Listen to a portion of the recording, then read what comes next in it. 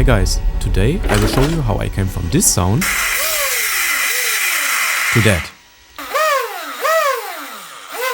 If your motor sounds like a coffee grinder, it's definitely time for a service. Traxxas offers a service kit for the motor bearings to fix that issue. Can you hear the clicking play of the shaft? So let's get the motor out. Then just loosen the 3 screws and the rear cap. Keep in mind that everything is heavily magnetic, but you can simply pull the rotor out now. And then just tap out the front bearing. Wow, look at that. Here's the service kit. It includes new bearings, screws, a cover and some shims. Carefully tap the front bearing in.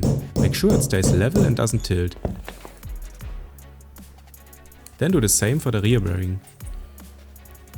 The kit includes a brass bushing, but I actually had to reuse the longer stock bushing because the length was slightly different. Also, according to the manual, you're supposed to slide the bearing on first and then the shims. On my motor it was installed the other way around. I'm going to reassemble it by following the manual this time. Finally, put the cap back on and tighten those screws. And just like that you are done. Let's hear how it sounds now.